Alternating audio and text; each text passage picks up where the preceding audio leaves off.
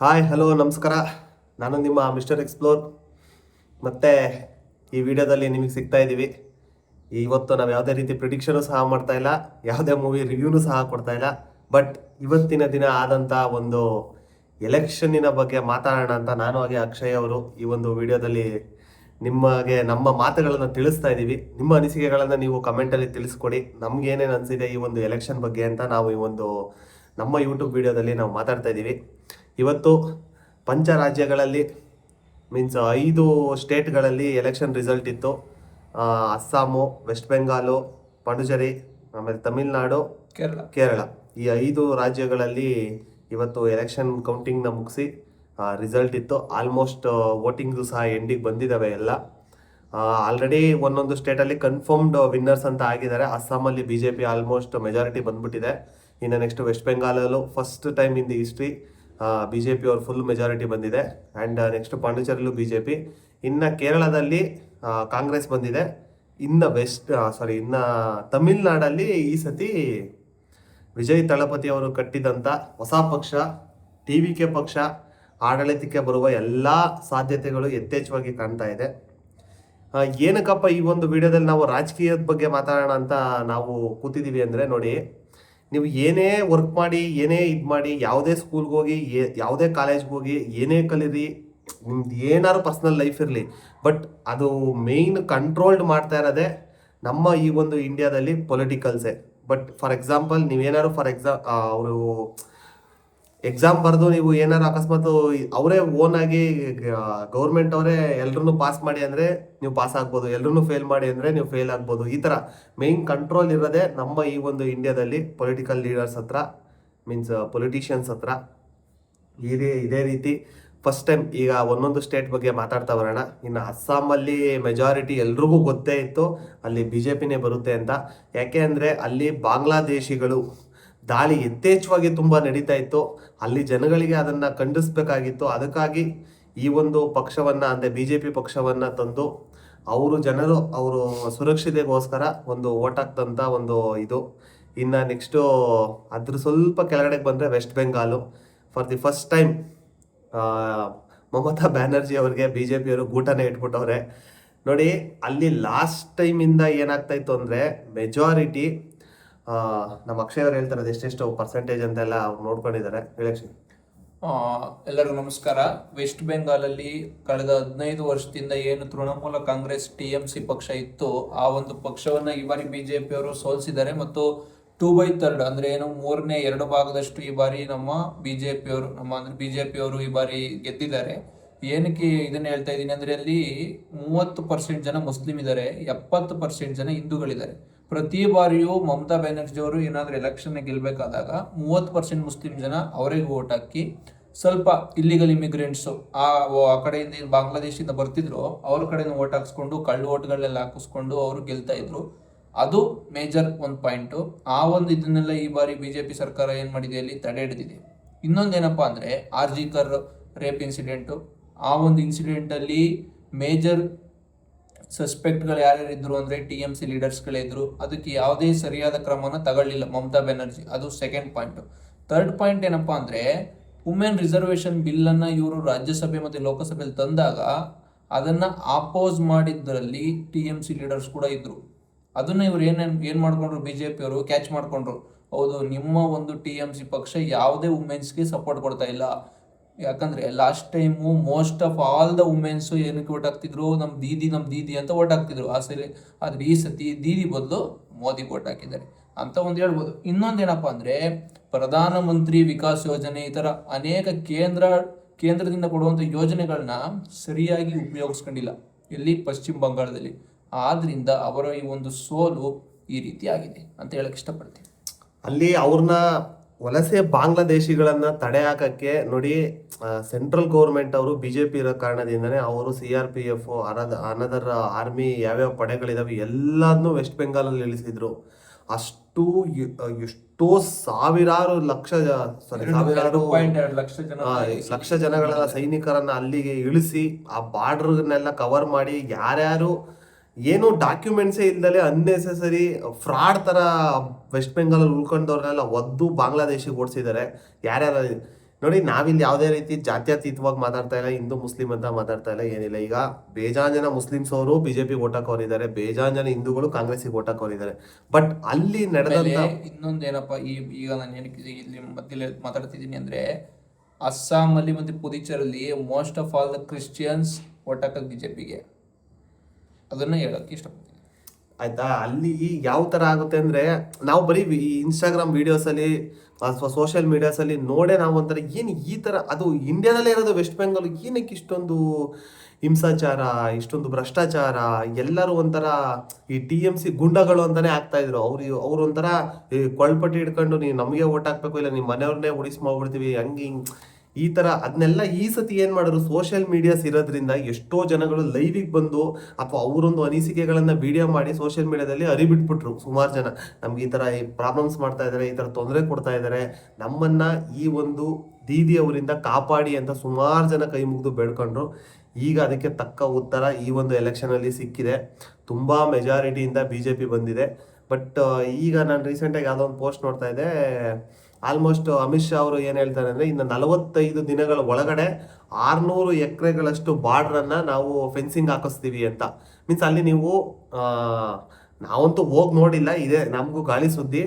India ಮತ್ತೆ ಬಾಂಗ್ಲಾದೇಶ್ ಬಾರ್ಡ್ರಲ್ಲಿ ಯಾವುದೇ ರೀತಿ ಫೆನ್ಸಿಂಗ್ ಇಲ್ಲ. ಈಗ ಹೆಂಗೆ ನಮ್ಮ ಮನೆ ಪಕ್ಕದ ಮನೆಗೆ ಆರಾಮಾಗಿ ಹೋಗ್ಬೋದು, ಅದೇ ತಿರಿ ಆರಾಮಾಗಿ ಅವ್ರ ಕಡೆಗೆ ಬರ್ತಾರೆ, ಇವ್ರ ಕಡೆಗೆ ಹೋಗ್ತಾರೆ. ಅವ್ರು ಬಂದೋಗೋದು ಒಳ್ಳೆ ಫ್ರೆಂಡ್ಸ್ ಆಗಿದ್ರೆ ಏನು ಅನ್ಸಲ್ಲ. ಈಗ ನಮಗೂ ನೇಪಾಳ್ಗೂ ಯಾವ ಥರ ಒಂದು ಅವಿನಾಭಾವ ನಂಟಿದೆ, ಆ ಥರ ಇದ್ರೆ ಏನು ಇದಾಗಲ್ಲ. ಬಾರ್ಡರ್ ಚೆಕ್ಸ್ ಅನ್ನೋದು ಇದ್ದೇ ಇರುತ್ತೆ ಎಲ್ಲ ಕಡೆನೂ. ಬಟ್ ಇವ್ರದ್ರಲ್ಲಿ ಹಂಗಲ್ಲ. ಈ ಓಟ್ ಹಾಕೋ ಟೈಮಲ್ಲಿ ಮಾತ್ರ ಬರ್ತಾರೆ, ಎಲ್ಲ ವೋಟರ್ ID ಇದೆಲ್ಲ ರೆಡಿ ಇಟ್ಕೊಂಡಿರ್ತಾರೆ, ಬಂದು ಓಟ್ ಹಾಕ್ತಾರೆ. ಇಲ್ಲೆಲ್ಲ ಅವ್ರು ಏನು ಫೆಸಿಲಿಟೀಸ್ ಇದೆ ತಗೊಂತಾರೆ, ಅಲ್ಲಿ ಬಾಂಗ್ಲಾದೇಶಲ್ಲಿ ಹೋಗಿರ್ತಾರೆ. ಆ ಥರ ಏನಕ್ಕೆ ಅದು ಹೇಳಿ? ಆಮೇಲೆ ಸುಮ್ಮನೆ ನಮ್ಮ ಅಲ್ಲಿರೋಂಥ ಹಿಂದೂಗಳ ಮೇಲೆ ಗೂಂಡಾಗಿರಿಗಳು ಬೇರೆ. ಇದನ್ನೆಲ್ಲ ತಡೆ ಕಟ್ಟಕ್ಕೆ ಒಳ್ಳೆ ಸಮಯ ಬಂತು. ಅದನ್ನು ತುಂಬ ಅಚ್ಚುಕಟ್ಟಾಗಿ BJP ಅವರು ಉಪಯೋಗಿಸ್ಕೊಂಡು ಬಂದಿದ್ದಾರೆ. ಅಲ್ಲಿ ಇನ್ನೊಂದು ಪಕ್ಷ ಕಾಂಗ್ರೆಸ್ಸು ಸಹ ಇತ್ತು, ನೀವು ನೋಡ್ಬೋದು. ಅವರು ಅದೇ ರೀತಿ ಒಂದು ಬೆಂಬಲವನ್ನು ಕೊಟ್ಟು ನಾವು ಉಳಿಸ್ತೀವಿ ಅಂದಿದ್ರೆ ಅವ್ರಿಗೂ ಮೆಜಾರಿಟಿ ಬರ್ಬೋದಾಗಿತ್ತು. ಬಟ್ ಅವರು ಆ ಒಂದು ಇದನ್ನ ಉಳಿಸ್ಕೊಂಡಿಲ್ಲ ಕಾಂಗ್ರೆಸ್ ಅವರು. ಅದಾಯಿತು. ಇನ್ನು ಪುದುಚೇರಿಲೂ ಅಷ್ಟೇ ಕ್ರಿಶ್ಚಿಯನ್ಸೇ ಮೆಜಾರಿಟಿ ಇರೋದ್ರಿಂದ ಅವರು BJP ಓಟ್ ಹಾಕಿ ಅಲ್ಲೂ ಮೆಜಾರಿಟಿ BJPನೇ ಬಂದಿದೆ. ಇನ್ನು ಕೇರಳಕ್ಕೆ ಬರೋಣ. ಕೇರಳಗೆ ಬಂದರೆ ಅಲ್ಲಿ ಈಗ ಅವ್ರಿಗೆ ಹ್ಯಾಟ್ರಿಕ್ ಗೆಲುವು ಅಂತ ಕಾಯ್ತಾ ಇದ್ರು. ಬಟ್ ಈ ಸತಿಯಲ್ಲಿ ಮಿಸ್ ಆಗಿದೆ. ಈ ಸತಿಯಲ್ಲಿ ಕಾಂಗ್ರೆಸ್ ಪಕ್ಷ ಆಫ್ಟರ್ 10 years ಕಾಂಗ್ರೆಸ್ ಪಕ್ಷ ಅಧಿಕಾರಕ್ಕೆ ಬರ್ತಾ ಇದೆ. ಅಲ್ಲಿ ಯಾವಾಗಲೂ ಅಂದ್ರೆ ಜಾಸ್ತಿ ವಿದ್ಯಾವಂತರಿರೋದ್ರಿಂದ ಯಾವಾಗಲೂ ಟ್ರೆಂಡ್ ಇದ್ದೇ ಇರುತ್ತೆ. 2 ವರ್ಷ ಮ್ಯಾಕ್ಸಿಮಮ್ ಅಥವಾ ಒಂದು ಟರ್ಮ್ ಕೊಡ್ತಾರೆ ಯಾವಾಗಲೂ. ಆ ಥರ ಯಾವಾಗಲೂ ಆಲ್ಟರ್ನೇಟ್ ಚೇಂಜ್ ಮಾಡ್ತಾನೆ ಇರ್ತಾರೆ. ಈ ಸಲ ಕಾಂಗ್ರೆಸ್ ಮೈತ್ರಿ ಇರುವಂಥ ಒಂದು ಒಕ್ಕೂಟ ಈ ಸತಿ ಅತಿ ಹೆಚ್ಚು ಮತಗಳನ್ನು ಪಡೆದು ಮತ್ತೆ 60+ ಕಾಂಗ್ರೆಸ್ಗೆ ಬಂದಿದೆ ಈ ಸತಿ. ಸೊ ಅವರೇ ಯಾರಾದರೂ ಮುಖ್ಯಮಂತ್ರಿ ಆಗ್ತಾರೆ ಅನ್ನೋದು ಒಂದು. ಬಟ್ ಯಾರೇ ಆಗಿ, ನಾನು ಹೇಳಿದ್ನಲ್ಲ ಫಸ್ಟೇ, ನಾನು ನಿಮ್ಗೆ ಹೇಳಿದೆ, ಓವರ್ ಆಲ್ ಕಂಟ್ರೋಲ್ಡು ಪೊಲಿಟಿಕ್ಸಲ್ಲೇ ಇರುತ್ತೆ. ಅವರೇ ಏನು ಬೇಕಾದ್ರೂ ಚೇಂಜಸ್ ಮಾಡ್ಬೋದು. ನೀವು ಯಾರೇ ಆಗಿ, ನಾನು ಕಾಂಗ್ರೆಸ್ಸು BJP ಅಂತ ಭೇದ ಭಾವ ಅದೇನಂತಾರೆ, ನೀವು ಯಾರೇ ಆಗಿ ನಿಮ್ಗೇನು ನೋಡಿ, ದುಡ್ಡು ಎಲ್ಲರೂ ಹೊಡಿತಾರ್ರಿ. ಎಲ್ಲ ಪಕ್ಷದವರು ಎಲ್ಲ ರಾಜಕಾರಣಿಗಳು ದುಡ್ಡು ಮಾಡೇ ಮಾಡ್ತಾರೆ. ಇವ್ರು BJP ಬಂದರೆ ಮಾಡಲ್ಲ, ಕಾಂಗ್ರೆಸ್ ಅವ್ರು ಬಂದರೆ ಮಾಡ್ತಾರೆ, ಆ ಥರ ಯಾವುದೋ ಅಲ್ಲ. ಎಲ್ಲ ಪಕ್ಷಗಳು ಎಲ್ಲ ದುಡ್ಡು ಮಾಡೋಕ್ಕೆ ಬರೋದು, ಖರ್ಚು ಮಾಡ್ತಾರೆ, ಅಷ್ಟೇ ದುಡ್ಡು ಹೊಡಿತಾರೆ. ಬಟ್ ಏನಂದರೆ, ಜನಗಳಿಗೆ ಎಷ್ಟು ಸಹಾಯ ಆಗುತ್ತೋ ಅಷ್ಟು ಸಹಾಯನ ಮಾಡಿ. ನೀವು ಜಸ್ಟ್ ಇಮ್ಯಾಜಿನ್ ಮಾಡಿದ್ರೆ ಲಕ್ಷ ಕೋಟಿಗಳ ಲೆಕ್ಕದಲ್ಲಿ ಬಜೆಟ್ಗಳನ್ನ ರಿಲೀಸ್ ಮಾಡ್ತಾರೆ. ಎಲ್ಲಿ ಅದು ಏನು ಬೆಲೆನೇ ಇಲ್ಲ. ನಾವು ಲಕ್ಷಕ್ಕೋಸ್ಕರ 1 ವರ್ಷಗಳ ಗಟ್ಟೆ ದುಡಿತಾ ಇರ್ತೀವಿ ಯಾವುದಾದ್ರು ಕಂಪ್ನಿಗಳಲ್ಲಿ. ಬಟ್ ಇವರು ಬರೀ ಒಂದೊಂದು ಬಜೆಟಲ್ಲಿ ಲಕ್ಷ ಕೋಟಿಗಳನ್ನ ರಿಲೀಸ್ ಮಾಡೋದು. ಏನು ಡೆವಲಪ್ಮೆಂಟ್ ಆಗ್ತಾ ಇದೆ, ಎಲ್ಲಿಗೆ ಹೋಗ್ತಾ ಇದೆ, ಆ ದುಡ್ಡೆಲ್ಲ ಯಾರ್ಯಾರು ಒಂದು ಅರ್ಥ ಆಗಲ್ಲ. ಇನ್ನು ಅದರ ಪಕ್ಕದ ರಾಜ್ಯ ಆದಂಥ Tamil Nadu surprisingly never ending love story between celebrities and peoples ಅಂತ ಅನ್ನೋ ಥರ ಅಲ್ಲಿ ಆಲ್ರೆಡಿ ಇದೇ ರೀತಿ ಒಂದ್ಸತಿ ಆಗಿ ತೋರಿಸಿದ್ರು. ನೀವು ಆಗಿದಂತ MGR, ಜಯಲಲಿತಾ ಅವ್ರ ಸಾಲಿ ಈಗ ವಿಜಯ್ ಕೂಡ ಸೇರ್ಕೊಂತಾ ಇದ್ದಾರೆ. ಅವರು ನಾನು ವರ್ಕ್ ಮಾಡ್ಬೇಕಾದ್ರೆ ನನ್ನ ಫ್ರೆಂಡ್ಸ್ ಆಲ್ಮೋಸ್ಟ್ ತಮಿಳಿಯನ್ಸೇ ಇದ್ದಿದ್ದು, ನನ್ನ ರೂಮ್ಮೇಟ್ಸು ಸಹ. ನಾನು ಸ್ಟಾರ್ಟಿಂಗು 24ರಲ್ಲಿ ಇವರು ನಾವು ಪಕ್ಷ ಕಟ್ತಾ ಇದ್ದೀವಿ, ಈ ಥರ ನಮ್ಮ ಪಕ್ಷ ಅಂತ ಅವರು ಘೋಷಣೆ ಮಾಡಿದಾಗ ನಾನು ಅವ್ರನ್ನ ಕೇಳಿದ್ದೆ, ಏನಪ್ಪ ಈ ಸತಿ ಫುಲ್ ಚೇಂಜಸ್ ತರ್ತೀರಾ ಇಲ್ಲ ಮಾಮೂಲಿ DMKಗೆ ಹೋಗ್ತೀರಾ ಅಂತ. ಆಲ್ರೆಡಿ ಜೆನ್ಸಿ ಅಂದರೆ ಅಲ್ಲಿನ ಯುವಕರು ಹಾಗೂ ಯುವತಿಯರು ಯಾರ್ಯಾರು ಒಂದು ಜೆನ್ಸಿ ಲೆವೆಲಲ್ಲಿ ಬರ್ತಾರೆ ಎಲ್ಲ ಫಿಕ್ಸ್ ಆಗಿಬಿಟ್ಟಿದ್ರು, ನಮಗೆ ಹೊಸ ಪಕ್ಷ ಬೇಕು. 42% ಜನ ಅಲ್ಲಿರೋದು ಯುವಕರು. ಆ ಯುವಕರು ಎಲ್ಲ ಈ ಸತಿ ಏನಾಕಿದ್ದಾರೆ, ವಿಜಲ್ ಹೊಡೆದಿದ್ದಾರೆ, TVKಗೆ ಮತ ಹಾಕಿದ್ದಾರೆ. ಅಲ್ಲಿ ಈಗ ಓಕೆ, ಅಟ್ ಪ್ರೆಸೆಂಟ್ ಕಂಡೀಷನ್ನು ಅವ್ರು ಓಟ್ ಹಾಕಿದ್ರು, ಬಹುಮತ ತಗೊಂಡು ಅವರು ಅಧಿಕಾರಕ್ಕೆ ಬರ್ಬೋದು. ಬಟ್ ಅವರು ಅಧಿಕಾರಕ್ಕೆ ಬರಬೇಕು ಅನ್ನೋಕ್ಕಿಂತ ಬರಬೇಕಾಗಕ್ಕೂ ಅವರು ಎಷ್ಟೊಂದು ಸೇಮ್ ನಮ್ಮ ಕರ್ನಾಟಕದಲ್ಲಿ ಯಾವ ಥರ ಫ್ರೀ ಭಾಗ್ಯಗಳನ್ನ ಕೊಟ್ಟಿದ್ದಾರೆ ಆ ಥರ ಸುಮಾರು ಬೇಜಾನ್ ಭಾಗ್ಯ ಕೊಟ್ಬಿಟ್ಟಿದ್ದಾರೆ. Freebies ಜಾಸ್ತಿ ಆಯ್ತು ಈ ಸತಿ. ನಮ್ಮ ಕರ್ನಾಟಕದಲ್ಲಿ 5 ಭಾಗ್ಯ ಕೊಟ್ಟು ಈಗ ಪ್ರೆಸೆಂಟ್ಲಿ ಎರಡು ವರ್ಷ ಆದ್ಮೇಲೆ 1 ಭಾಗ್ಯನ ನಿಲ್ಸಿದ್ರು. ಈ 4 ಭಾಗ್ಯ ರನ್ನಿಂಗ್ ಅಲ್ಲಿ ಇದೆ. ಯಾಕಂದ್ರೆ ದುಡ್ಡಿನ ಕೊರತೆ ಎಲ್ಲಿಂದ ತರ್ತಾರೆ ನೋಡಿ. ನಾವು ಅನ್ಕೊಂಬೋದು ಬೇಜಾನ್ ಇದಾಗುತ್ತೆ ಅಂತ. ಇವರು ದುಡ್ಡು ಹೊಡಿದಲ್ಲದೆ ನಮ್ಗಳಿಗೂ ಭಾಗ್ಯಗಳನ್ನ ಕೊಟ್ಟು ದುಡ್ಡು ಕೊಡ್ಬೇಕು ಅಂದ್ರೆ ಸರ್ಕಾರ ನಡ್ಸಕ್ ತುಂಬಾ ಕಷ್ಟ. ಅದರಲ್ಲೂ ತಮಿಳ್ನಾಡಲ್ಲಿ ಹೆವಿ ಭಾಗ್ಯಗಳನ್ನ ಘೋಷಣೆ ಮಾಡ್ಬಿಟ್ಟಿದ್ದಾರೆ. ಅದರಲ್ಲಿ ಬೇರೆ ಅವರು ಸಾಲದಲ್ಲಿ ಫಸ್ಟ್ನೇ ಸ್ಥಾನದಲ್ಲೇ ಇರೋದಂತೆ. ಇನ್ನು ಯಾವ ಥರ ತಗೊಂಡೋಗ್ತಾರೋ ಗೊತ್ತಿಲ್ಲ. ಅವರು ಒಳ್ಳೆ ಟ್ಯಾಕ್ಟಿಕಲಿ ಇದ್ದು ವಿಜಯ್ ದಳಪತಿ ಅವರು ತುಂಬ ರೀತಿ ಯೋಚನೆಗಳನ್ನ ಮಾಡಿ ಒಳ್ಳೊಳ್ಳೆ ಡಿಸಿಷನ್ಸ್ನ ತಗೊಂಡ್ರೆ ಅವ್ರು ಉಳಿಸ್ಕೊಬೋದು. ಇಲ್ಲ ಜನರಲ್ ಆಗಿ ನಾನು ಬೇರೆ ಥರನೇ ಪಕ್ಷ ಕಟ್ಟಿದ್ದೀನಿ ಏನಾದ್ರು ಮಾಡೋಣ ಬಿಡು ಹಂಗೆ ಹಿಂಗೆ ಅಂತ ಹೋದ್ರೆ ತುಂಬ ಕಷ್ಟ ಆಗುತ್ತೆ. ಬಟ್ ಇಲ್ಲಿ ಏನು ಮೇಜರ್ ಪ್ರಾಬ್ಲಮ್ ಏನಾಗುತ್ತೆ ಅಂದರೆ ಡೆವಲಪ್ಮೆಂಟ್ ಯಾವ ಥರ ಇಷ್ಟೆಲ್ಲ ಫ್ರೀ ಕೊಟ್ಟು ತಮಿಳ್ನಾಡನ್ನ ನೀವು ಯಾವ ಥರ ಡೆವಲಪ್ಮೆಂಟ್ ಮಾಡ್ತೀರಾ ಅನ್ನೋದೇ ಒಂದು ಮೇನ್ ಕ್ವಶನ್. ಅವರಿಗೆ 98% IT ಸೆಕ್ಟರ್ಗಳನ್ನ ತಮಿಳ್ನಾಡವ್ರು ಬಂದು ತಗೋತಾರೆ. ಏನಕ್ಕೆ ಅಂದ್ರೆ ಅಲ್ಲಿ ಲಿಟ್ರಸಿ ರೇಟ್ ಸಖತ್ತಾಗಿದೆ ಈ ಸತಿ. ಆಮೇಲೆ IBM ಆಗಿರ್ಬೋದು, ಇನ್ಫೋಸಿಸ್, ಈ ಥರ ಎಷ್ಟೊಂದು ನೀವು ನೋಡಿಬೇಕಾದ್ರೆ ಎಂಥ IT ಕಂಪ್ನಿಗಳು ತಮಿಳ್ನಾಡವರು ಮತ್ತು ತಮಿಳಿಯನ್ಸ್ ಇರ್ತಾರೆ. ಅವರೆಲ್ಲ ಹೋಗಿ ಈ ಸತಿ ಅವ್ರಿಗೆ ಓಟ್ ಹಾಕಿದ್ದಾರೆ. ಅಂದ್ರೆ ಏನೋ ಅವರು ಏನೋ ಒಂದು ಬದಲಾವಣೆ ತರ್ತಾರೆ ಅನ್ನೋದಕ್ಕೋಸ್ಕರ ಓಟ್ ಹಾಕಿದ್ದಾರೆ. ಬಟ್ ಆದ್ರೆ ಈ ವಿಜಯ್ ದಳಪತಿ ಅವರು ಆ ಒಂದು ದೃಷ್ಟಿಕೋನದಲ್ಲಿ ಹಿಡ್ಕೊಂಡ್ ಮಾಡಿದ್ರೆ ಬಚಾವಾಗ್ತಾರೆ, ತಮಿಳ್ನಾಡು ಬಚಾವಾಗುತ್ತೆ. ಇಲ್ಲ ಅಂದ್ರೆ ಮಾತ್ರ ಈ ಫ್ರೀ ಬೀಸ್ ಕೊಡ್ಕೊಂಡು ವರ್ಷಕ್ಕೆ 6 ಸಿಲಿಂಡರ್ ಕೊಡ್ತೀನಿ, ಈ ಕ್ರೈಸಿಸ್ ಸಿಲಿಂಡರ್ ಕೊಡ್ತೀನಿ ಅಂದ್ರೆ ಫುಲ್ ಮನೆ ಮುಚ್ಕೊಂಡು ಹೋಯ್ತಾ ಇರ್ಬೇಕು ಅವ್ರ. ಆಮೇಲೆ ಚಿನ್ನ ಕೊಡ್ತೀನಿ ಮದುವೆ ಆದ್ಮೇಲೆ, ಆಮೇಲೆ ದುಡ್ಡು ಕೊಡ್ತೀನಿ 5,000 ಇಂಟರ್ನ್ಶಿಪ್ ಮಾಡೋ ಹುಡುಗರಿಗೆ ಹಿಂಗೆಲ್ಲ ಹೇಳ್ಬಿಟ್ರೆ ಅವರು ನಿಜವಾಗ್ಲೂ ತಿರುಪತಿನ ತಮಿಳ್ನಾಡಲ್ಲಿ ಸ್ಥಾಪನೆ ಮಾಡೋಕ್ಕಾಗುತ್ತೆ. ಅದಂತೂ ನೋಡಿ ಯಾವ ತರ ಕಷ್ಟ ಆಗುತ್ತೆ ಅಂದ್ರೆ ಈ ಒಂದು ಪ್ರೆಸೆಂಟ್ ಸಿಚುವೇಶನ್ಸ್ ಅಲ್ಲಿ ಒಂದು ಮನೆಗೆ ಒಲೆ ಹಚ್ಚಕ್ಕೆ ಸಿಲಿಂಡರ್ ಬಂದ್ರೆ ಸಾಕಪ್ಪ ಅಂತ ಪರಿಸ್ಥಿತಿಲಿ ಇದೀವಿ. ಇವರು 6 ಸಿಲಿಂಡರ್ ಫ್ರೀ ಕೊಡ್ತಾ ಇದ್ದಾರೆ. ಆಮೇಲೆ ಚಿನ್ನದ ರೇಟು ಗಗನಕ್ಕೇರ್ ಹೋಗಿದೆ. ರೀಸೆಂಟ್ಲಿ ಒಂದು ಪಾಸ್ಟ್ ಇಯರ್ಸ್ ಅಲ್ಲಿ 50% ಡೌನ್ ಇತ್ತು. ಅಂದ್ರೆ 7,000 ರಿಂದ 8,000 ಇದೆ ಅಂತ ಚಿನ್ನ, ಇವಾಗ 14,000 ರಿಂದ 15,000 ಇದೆ ಚಿನ್ನ. ಆ ಚಿನ್ನದ ರೇಟ್ ಅನ್ನ ಅವರು 3 ಗ್ರಾಮ್ ಚಿನ್ನನ ಐ ಥಿಂಕ್ ಲೇಡಿ ಹುಡುಗಿ ಯಾರು ಬಾರ್ನ್ ಹಾಕ್ತಾರೆ ಅವರಿಗೆ 5 ಗ್ರಾಮ್ ಪಾಪುಗೆ 5 ಗ್ರಾಮ್ ಎಷ್ಟೋ 3 ಗ್ರಾಮ್ ಅನ್ಸುತ್ತೆ 3 ಗ್ರಾಮ್ ಚಿನ್ನವನ್ನ ಕೊಡ್ತೀವಿ ಅಂತ ಹೇಳಿದ್ದಾರೆ. ಎಲ್ಲಿಂದ ಈಗ ಅದು ಇನ್ನೊಂಥರ ಯಾವ ತರ ಸ್ಟ್ರಾಟಜಿ ಆಯ್ತು ಅಂದ್ರೆ ಇಲ್ಲಿಟ್ರೇಟ್ ಪೀಪಲ್ಗಳು ಏನ್ ಮಾಡ್ತಾರೆ, ಮಗು ಮಾಡ್ಕೊಳ್ಳೋಣ ಬಿಡು ಚಿನ್ನ ಸಿಗುತ್ತೆ, ಮಗು ಮಾಡ್ಕೊಳ್ಳೋಣ ಬಿಡು ಚಿನ್ನ ಸಿಗುತ್ತೆ. ಈ ತರ ಒಂದು ಓವರ್ ಪಾಪ್ಯುಲೇಷನ್ ಆಗೋ ಚಾನ್ಸಸ್ ತುಂಬಾ ಸಹ ಇದೆ. ಆ ಥರ ಮೈಂಡ್ಸೆಟ್ ಇರೋರು ಖಂಡಿತ ಇದ್ದೇ ಇರ್ತಾರೆ. ಈಗ ನಮಗೇನು ಲಾಭ ಇಲ್ಲ ಏನಿಲ್ಲ, ನಾವು ಬಡತನದಲ್ಲೇ ಇರಬೇಕು ಬಿಡು, ಮಗು ಮಾಡ್ಕೊಂಡು 16 ತಗೊಳ್ಳೋಣ ಚಿನ್ನಗಳನ್ನ ಅಂತ ಈ ಥರ ಮೈಂಡ್ಸೆಟ್ ಪೀಪಲ್ಸು ತುಂಬ ಜನ ಇರ್ತಾರೆ. ಇವ್ರು ಕೊಡೋದು ಫೆಸಿಲಿಟೀಸ್ನ ಕರೆಕ್ಟಾಗಿ ಉಪಯೋಗಿಸ್ಕೊಳ್ಳೋದಲ್ಲದೆ ಈ ಬೇರೆ ಬೇರೆ ರೀತಿ ಉಪಯೋಗಿಸ್ಕೊಳ್ಳೋದು ತುಂಬ ಕೇಸಸ್ ನಾವು ಇಲ್ಲಿ ಪ್ರೆಸೆಂಟ್ ಕರ್ನಾಟಕದಲ್ಲೇ ನೋಡಿದ್ದೀವಿ. ಈಗ ಬಸ್ ಭಾಗ್ಯ ಬಿಟ್ಟರು, ಅದೇನು ನೆಸೆಸಿಟಿನೂ ಏನೋ ಗೊತ್ತಿಲ್ಲ, ಮನೇಲಿ ಈಗ ಹೆಣ್ಮಕ್ಳೇ ನಿಲ್ಲಲ್ಲ ಅನ್ನೋ ಒಂದು ಪರಿಸ್ಥಿತಿ. ಎಲ್ಲ ಎತ್ತೆತ್ತಗೋ ಹೋಗಿ ನೀವು ಭಾಗ್ಯಗಳನ್ನ ಕೊಡಿ, ಅದನ್ನೇ ಸ್ವಲ್ಪ ಥಿಂಕ್ ಮಾಡಿಬಿಟ್ಟು ಕರೆಕ್ಟಾಗಿ. ಇಲ್ಲ ಫಾರ್ ಎಕ್ಸಾಂಪಲು ಕಾಲೇಜ್ ಹುಡುಗಿರ್ಗೋ ಅಥವಾ ವಯಸ್ಸಾದವ್ರಿಗೋ ಈ ಥರಗೆ ಏನಾರು ವಯಸ್ಸಾದವ್ರಿಗೆ ಗೌರ್ಮೆಂಟ್ ಹಾಸ್ಪಿಟಲ್ ಫೆಸಿಲಿಟೀಸು ಅವ್ರಿಗೆ ಒಂದಷ್ಟು ದುಡ್ಡು ಬರುತ್ತನ್ನ ಈ ಥರನಾರು ಮಾಡಿದಿದ್ರೆ ಏನೋ ಉಪಯೋಗ ಆಗೋದು ಅಂತ ನಮ್ಮ ಅನಿಸಿಕೆ. ಬಟ್ ಗೊತ್ತಿಲ್ಲ, ಇದು ನಾವು ಇಷ್ಟು. ಬಟ್ ಇಲ್ಲಿ ಎಲ್ಲ ಮೇನ್ ಕಾಯ್ತಾ ಇದ್ದಿದ್ದೆ ವೆಸ್ಟ್ ಬೆಂಗಾಲ್ ಒಂದು, ಅಂದರೆ ಪ್ರಿಯಾರಿಟಿ ವೈಸಲ್ಲಿ ವೆಸ್ಟ್ ಬೆಂಗಾಲ್ದು ಎಲೆಕ್ಷನ್ ರಿಸಲ್ಟ್ಗೋಸ್ಕರ ಸುಮಾರು ಎಲ್ಲ ರಾಜ್ಯಗಳು ಈ ಸತಿ ಕಾಯ್ತಾ ಇತ್ತು. ಸುಮಾರು ಜನ ಅಲ್ಲೂ ಹೋಗಿ ಪ್ರಚಾರವನ್ನ ಮಾಡಿ ಬಂದಿದ್ರು, ಬೇರೆ ಬೇರೆ ರಾಜ್ಯದ CMಗಳು. ಫಾರ್ ಎಕ್ಸಾಂಪಲ್ ಯೋಗಿ ಆದಿತ್ಯನಾಥ್ ಅವ್ರಲ್ಲ ಮೇನ್ ಅವ್ರು ಹೋಗಿ ಗಲ್ಲಿ ಹಿಡಿದು, ಇನ್ನು ಅಮಿತ್ ಶಾ ಅಂತೂ ನಾನು ಇಲ್ಲೇ ಉಳ್ಕೊಂತೀನಿ ನಮ್ಮ BJPಲಿ ಸ್ಥಾಪನೆ ಆಗೋರ್ಗು ಅನ್ನೋ ಥರ ಎಲ್ಲ ಡಿಸಿಷನ್ಸ್ನ ತಾವು ತೋರಿಸಿದ್ರು. ಅದೇ ರೀತಿ ಸುಮಾರು ಗುಂಡಾಗಿರಿ ಜಗಳಗಳು, ಈ ಆರ್ಮಿಗಳಿಗೆ ಹೊಡಿತಾ ಇದ್ದಾರಲ್ಲಿ ಜನಗಳು, ಆ ಥರ ಎಲ್ಲ ಏನೇನೋ ನ್ಯೂಸ್ಗಳಾಗೋಗಿತ್ತು. ಬಟ್ ಆಲ್ಮೋಸ್ಟ್ ಫೈನಲಿ BJP ಅವ್ರು ಬರ್ತಾರಂತೆ. ಬಂದು ಅದೇ ಮೇಯ್ನು ಬಾಂಗ್ಲಾದೇಶಿಗಳನ್ನು ತಡೆಗಟ್ಟಬೇಕು, ಭಾರತವನ್ನು ಉಳಿಸ್ಬೇಕು. ಇಲ್ಲ ಬಾಂಗ್ಲಾದೇಶನೇ ಇಂಡಿಯಾಗೆ ತಗೊಂಡ್ಬಿಡ್ಬೇಕಷ್ಟೇ, ಇನ್ನೇನು ಮಾಡೋಕ್ಕಾಗಲ್ಲ. ಯಾಕಂದರೆ ಫುಲ್ಲಿ ಅಟ್ಯಾಚ್ ಇದೆ ಬಾರ್ಡ್ರು. ಮೆಜಾರಿಟಿ ಆಫ್ ದಿ ಬಾಂಗ್ಲಾದೇಶಲ್ಲಿ ನನ್ನ ಪ್ರಕಾರ ಒಂದು 65 to 70% ಬಾರ್ಡರು ಅವ್ರು ಇಂಡಿಯಾ ಜೊತೆಗೆ ಹಂಚ್ಕೊಂಡಿರೋದು. ಯಾಕಂದರೆ ಇಂಡಿಯಾದಿಂದ ಭಾಗ ಆಗಿರೋದು. ಈಗ ಅವ್ರು ಬಂದು ಹೋಗೋದು ತುಂಬ ಆ ಥರ ಮಾಡಲೇಬೇಕು ಅಂತ ನಾವು ಬಾಂಗ್ಲಾದೇಶನೇ ತಗೊಂಡ್ಬಿಡ್ಬೇಕು. ಇನ್ನೇನು ಪರಿಸ್ಥಿತಿ ಕೈ ಮೀರೋಯ್ತು ಅಂದರೆ ಬಡ್ದಾಕ್ಬಿಟ್ಟು ಬಾಂಗ್ಲಾದೇಶನ ನಾವು ತಗೊಂಬಿಟ್ರೆ ಒಂದು ಒಳ್ಳೆ ಕೆಲಸ ಆಗುತ್ತೆ. ಇಲ್ಲಿ ಎಲ್ಲ ರಾಜ್ಯಗಳಲ್ಲೂ ಚೇಂಜಸ್ ಆಗಲಿ. ಅದೇ ರೀತಿ ಇನ್ನ ನಮ್ಮ ರಾಜ್ಯದಲ್ಲಿ ನೆಕ್ಸ್ಟ್ ಎಲೆಕ್ಷನ್ಗೆ ನಾವು ಈ ವಿಡಿಯೋದಲ್ಲಿ ಏನಂತ ಹೇಳೋದಂದ್ರೆ, ಬೈ ಎಲೆಕ್ಷನ್ ಅಲ್ಲಿ ಗೆದ್ರಲ್ಲ ಕಾಂಗ್ರೆಸ್ ಎರಡು ಕಾಂಗ್ರೆಸ್ ಗೆದ್ದಿದ್ದಾರೆ, ಬಾಗಲಕೋಟೆ, ದಾವಣಗೆರೆ. ಬಟ್ ನೆಕ್ಸ್ಟ್ ಎಲೆಕ್ಷನ್ಗೆ ನಮ್ಮ ಒಂದು ಸಜೆಷನ್ಸ್ ಏನಾದ್ರು ಈ ವಿಡಿಯೋ ನೋಡೋರು ನಾವೇನಾದ್ರು ನನ್ನ ಕಡೆಯಿಂದ ಏನಾದ್ರು ಹೇಳೋದಿದ್ರೆ ಏನು ಗೊತ್ತಾ, ಈ ಹಿಂದೆ ಇದ್ದಂಥ ಒಂದು ಪಕ್ಷ ಸರಿ ಇಲ್ಲ ಅಥವಾ ಈ ಕೆಲಸಗಳನ್ನ ಮಾಡಿಲ್ಲ, ಇವರು ಈ ಒಂದು ವೇಗದಲ್ಲಿ ಹೋಗ್ತಾ ಇಲ್ಲ, ಏನೋ ಆ ಒಂದು ಇಂಟೆನ್ಷನ್ನಿಂದನೇ ಇವ್ರಿಗೆ ಕೊಟ್ಟಿದ್ದೀವಿ. ಫಾರ್ ಎಕ್ಸಾಂಪಲ್, ಹಿಂದೆ BJP ಇದ್ರು, ನಮ್ಮನೆ ಮುಂದೆ ರೋಡ್ ಹಾಕಿಲ್ಲ, ನಾನು ಕಾಂಗ್ರೆಸ್ಸಿಗೆ ಓಟ್ ಹಾಕ್ತೀನಿ, ನೀವು ಬಂದು ಬಂದಿರ್ತಾರೆ ಅವ್ರು ಏನೋ ಕೇಳ್ಕೊಂಡು ನಮ್ಗೆ ಓಟ್ ಹಾಕಿ ಅಂತ, ಸರ್ ಹಿಂಗೆ ರೋಡ್ ಹಾಕ್ಸ್ಕೊಡಿ ಸರ್ ಅಂತ ಅದು ಇದು ಕೇಳಿರ್ತೀವಿ. ಅವ್ರು ಸರಿ ಆಯಿತು ನಾವು ಹಾಕಿಸ್ಕೊಡ್ತೀವಿ ನಮ್ಗೆ ಓಟ್ ಹಾಕಿ ಅಂತ ಹೇಳಿದ್ರೆ ನಾವು ಅವ್ರಿಗೆ ಓಟ್ ಹಾಕಿರ್ತೀವಿ. ಈಗ ಇವರು ಆ ಕೆಲಸ ಮಾಡಿಲ್ಲ ಅಂದರೆ ಇನ್ನು ಯಾರಿಗೆ ಓಟ್ ಹಾಕ್ಬೇಕು ಹೇಳಿ? ಈಗ ಅವ್ರು ಸರಿ ಇಲ್ಲ ಅಂತಾನೆ ತಾನೆ ನಾವು ಇವ್ರಿಗೆ ಹಾಕಿರೋದು. ಇವ್ರು ಬರ್ತಾರೆ, ಇವ್ರು ಅಧಿಕಾರಕ್ಕೆ ಬಂದಮೇಲೆ ಏನು ಹೇಳ್ತಾರೆ, ಅವರೇ ಮಾಡಿಲ್ಲ ನಾವ್ಯಾಕೆ ಮಾಡಬೇಕು, ನೀವು ಅವರಿಂದ ಕೇಳಬೇಕಾಗಿತ್ತು ಅಂತಂತಾರೆ. ಅವ್ರು ಮಾಡಿಲ್ಲ ಅಂತಂದ್ರೆ ನಾವು ಇವ್ರಿಗೆ ಓಟ್ ಹಾಕಿರೋದು, ನೀವಾರು ಮಾಡಿ ಸ್ವಾಮಿ ಅಂತ. ಇವ್ರು ಈ ಥರ ಅಂದರೆ ತಿರುಗಿ ಇನ್ನೊಂದ್ಸತಿ ಅವ್ರಿಗೆ ಓಟ್ ಹಾಕ್ತಾಗ ನೀವು ಲಾಸ್ಟ್ ಟೈಮ್ ಅವ್ರಿಗೆ ಓಟ್ ಹಾಕ್ಬಿಟ್ಟಿದ್ರಿ, ನಮ್ಗೆ ಹಾಕೇ ಇಲ್ಲ. ಇದು ಅಧಿಕಾರಕ್ಕೆ ಬಂದಾದ್ಮೇಲೆ ಈ ಮಾತುಗಳು ಬರೋಕ್ಕೂ ಮುಂಚೆ ಎಲ್ಲ ಮಾಡಿಸ್ಬಿಡ್ತೀವಿ, ಚಿನ್ನದ ರೋಡೆ ಮಾಡಿಸ್ಬಿಡ್ತೀವಿ ಬೇಕಾದ್ರೆ ನಾವು ಅನ್ನೋ ಲೆವೆಲ್ಗೆ ಇರ್ತಾರೆ.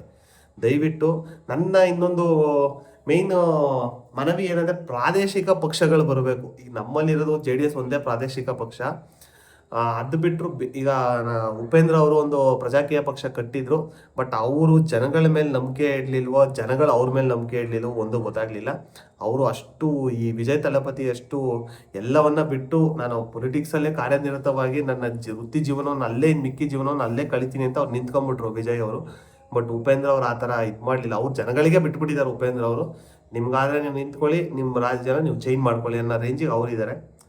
ಬಟ್ ಯೂತ್ಸ್ಗಳು ಸುಮಾರು ಜನ ಪ್ರಜಾಕೀಯಕ್ಕೆ ಬಂದ್ರು, ಬಟ್ ಅದೆಲ್ಲ ವರ್ಕೌಟ್ ಆಗಲ್ಲ. ಇನ್ನೊಂದು ಯಾವ್ದೋ ಇದೆ KRS ಪಕ್ಷ ಅಂತ, ಅವರು ಸ್ವಲ್ಪ ಏನೋ ಇದು ಮಾಡ್ತಾ ಇದಾರೆ, ಗೊತ್ತಿಲ್ಲ, ನೋಡ್ಬೋದು.